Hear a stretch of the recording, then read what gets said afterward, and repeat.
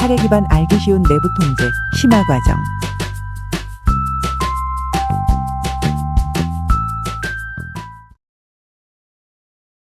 안녕하세요. 사례 기반 알기 쉬운 내부 통제 심화 과정 교육을 여러분과 함께할 박 팀장입니다. 내부 통제 심화 과정 교육은 딱딱하고 어려울 수 있는 내부 통제라는 것에 대해 실제 내부 통제 실패 사례들을 보여드리고 해당 사례에서 어떤 내부 통제 리스크가 발생했는지, 해당 리스크의 발생 원인은 무엇인지, 그리고 어떻게 하면 내부 통제를 강화해서 리스크들이 발생하지 않도록 예방할 수 있는지에 대해 학습해 보겠습니다. 사례 기반 알기 쉬운 내부 통제 심화 과정 제2편에서 살펴볼 사례는 모 연구원에서 회계직 분립의 원칙이 제대로 지켜지지 않아 횡령으로 이어진 내부 통제 실패 사례입니다. 어떤 상황인지 그리고 어떤 위험 요인에 의해 발생했는지 함께 살펴보시죠. 바로 영상을 보여줘.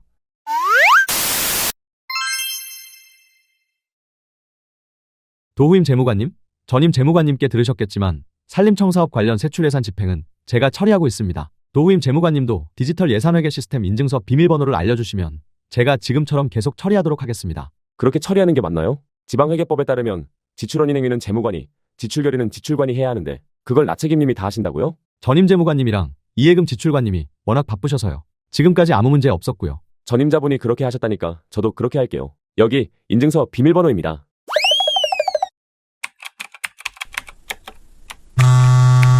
뭐? 500만 원? 럭셔리 레스토랑 20만 원. 명품 백화점 80만 원. 내가 이 돈을 언제 다 썼지? 이번 달 카드값은 어떡한담? 이번 달도 카드값 메우려면 어쩔 수 없지. 지난달엔 실효채 취반 조사용 차량 유류대로 했으니까 이번엔 내 출장협의로 할까? 어차피 내가 작성하고 내가 결제하는 거니까 여비 규정 따위는 의미 없지. 20만 원만 살짝 부풀려서 품위 올리고 도후임 재무관 계정으로 지출원인 행위 결제, 그리고 나서 이해금 지출관 계정으로 지출 결의까지 결제 완료?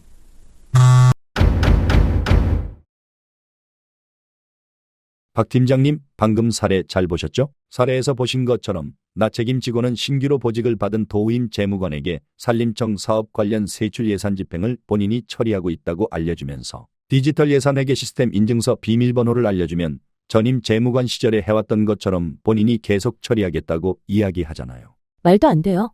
신임 도후임 재무관도 지방회계법에 따라서 지출원 인행위는 재무관이, 지출결의는 지출관이 해야 한다는 회계직 분립 관련 규정을 너무 잘 알고 있을 텐데요. 나책임 직원이 전임 재무관이랑 지출관이 워낙 바쁘기도 했고 또 지금까지 아무 문제가 없었다고 도후임 재무관을 안심시키자 나책임 직원에게 인증서 비밀번호를 알려줬어요. 네, 듣기만 해도 불안한 생각이 드네요. 아니, 회계직 분립은 내부 통제의 기본인데 회계보조자에게 재무관과 지출관이 인증서 비밀번호를 알려주고 알아서 처리하도록 했다는 사실이 참 황당하네요. 그러게 말입니다. 사실 나책임 직원은 과다한 신용카드 사용으로 꽤나 많은 결제 대금을 납입해야 하는 압박을 받고 있었어요. 망설이다가 결국 본인의 카드 대금 결제를 위해 디지털 예산회계 시스템에 접속해서 인증서 비밀번호를 입력하여 세출 예산을 횡령하는 사건이 터지고 말았죠. 여러분, 이번 사례에 대해서 리스크, 즉 위험 요인을 한번 분석해 봅시다. 이번 사건을 보면 내부 통제의 기본 원칙인 직무분리와 회계직 분립이 제대로 작동하지 않은 것이 핵심적인 문제입니다. 위험 요인을 하나씩 살펴보겠습니다. 우선 가장 큰 문제는 한 직원이 재무관과 지출관의 역할을 동시에 수행할 수 있었던 점입니다. 맞아요.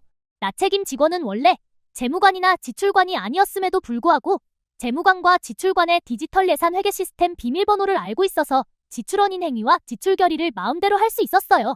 이는 회계직 분립의 원칙을 정면으로 위반한 사례입니다. 네, 그렇다면 왜 이런 일이 가능했을까요? 주된 원인은 두 가지입니다.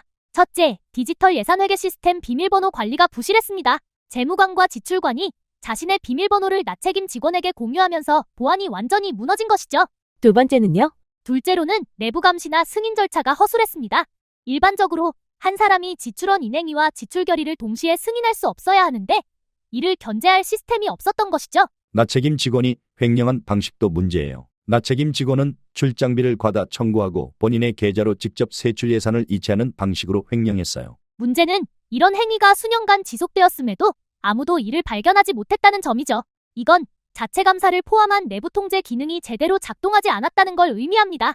자, 그렇다면 박사님, 이런 문제를 방지하려면 어떻게 해야 할까요? 몇 가지 핵심적인 개선 방안을 제시할 수 있어요. 첫째, 직무분리 원칙을 강화하는 것입니다. 재무관과 지출관의 역할을 명확하게 구분하고 한 사람이 두 개의 역할을 수행할 수 없도록 해야 합니다. 디지털 예산회계 시스템 비밀번호 공유를 금지하고 시스템 접근 권한을 엄격히 관리해야 하겠죠. 이중 승인 시스템을 도입할 필요도 있을 것 같아요. 모든 지출 결의는 최소 2명 이상의 검토를 거쳐야 승인되도록 시스템을 개선해야 해요. 승인 과정에서 AI 기반 패턴 분석을 활용하여 비정상적인 거래를 감지하는 것도 좋은 방법일 것 같고요. 정기적인 자체 감사와 점검도 강화해야 합니다. 연간 또는 반기별로 정기적인 자체 감사를 실시해서 이상 거래를 조기에 발견해야 합니다. 특히 특정 계좌로 반복적으로 지급된 내역이 있는지 철저히 점검해야 하죠. 디지털 예산 회계 시스템 보안을 강화할 필요가 있습니다. 사용자의 활동 로그를 철저히 기록해야 하고 비밀번호 공유를 방지하고 OTP를 이용하는 것 같은 이중 인증 시스템을 도입하여 보안을 강화해야 합니다. 그 외에도 회계 교육을 통해 윤리 의식을 강화하는 것이 필요할 것 같아요. 재무관과 지출관을 대상으로 보안 교육과 내부 통제 교육을 정기적으로 시행해서 공무원 윤리와 회계 규정을 철저히 숙지하도록 하고 위반 시 강력한 제재를 받게 된다는 사실을 상기시켜 주어야 하지 않겠어요?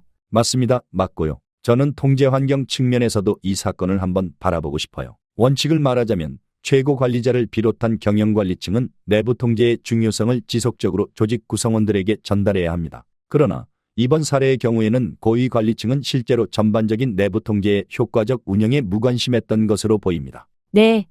윗선에서 신경을 쓰지 않는 일에 대해서 직원들은 무신경하거나 무시하게 되는 현상이 자연히 일어나게 되죠. 그렇습니다.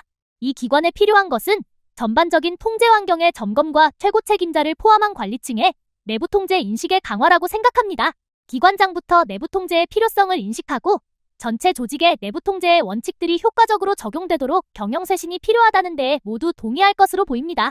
끝으로 정리해보면 이번 사건은 내부 통제 미비로 인해 발생한 전형적인 횡령 사례이죠. 한 직원의 개인적인 도덕적 해이도 문제지만 더 큰 문제는 시스템이 이런 행위를 막지 못했다는 점이에요. 따라서 내부 통제의 핵심 원칙인 직무분리와 회계직 분립을 철저히 지키고 디지털 보안을 강화하는 것이 중요합니다. 결국 제도적인 보안 없이는 같은 문제가 반복될 가능성이 큽니다. 내부 통제는 단순한 규칙이 아니라 실제로 작동하는 시스템이어야 합니다. 이번 사례의 기관은 자체 감사나 보안 체계를 다시 점검해야 할 필요가 있어요. 앞으로는 더욱 정교한 내부 통제 시스템을 구축해서 유사한 사건이 재발하지 않도록 해야겠죠. 이번 사례를 통해 저도 내부 통제의 중요성을 다시 한번 실감하게 됐어요. 이번 사례에서는 지출원인 행위와 지출 결의 과정에서 어떤 내부 통제 실패가 발생할 수 있는지, 그리고 그 문제를 어떻게 예방할 수 있을지를 살펴보았습니다. 통제 실패의 주요 위험 요인으로는 디지털 예산회계 시스템 비밀번호 관리 부실, 내부 감시와 승인 절차가 허술한 점 등을 들 수 있습니다. 이러한 문제를 예방하려면 직무분리와 원칙 강화, 이중 승인 시스템 도입, 정기적인 자체 감사와 점검 강화, 디지털 예산회계 시스템 보안 강화, 회계 교육을 통한 윤리의식 강화, 관리층의 내부 통제 인식 강화가 필요합니다. 내부 통제가 문서상의 규칙이 아니라 실제로 작동하는 시스템이 되기 위해서는 모든 구성원이 원칙을 지키려는 의식과 경영진의 적극적인 의지와 지원이 함께 뒷받침되어야 합니다. 이번 교육이 여러분의 기관에서 보다 견고한 내부 통제 시스템을 구축하고 재무회계 업무의 투명성과 책임성을 높이는데 실질적인 도움이 되기를 바랍니다. 그럼 다음 시간에 다시 뵙겠습니다.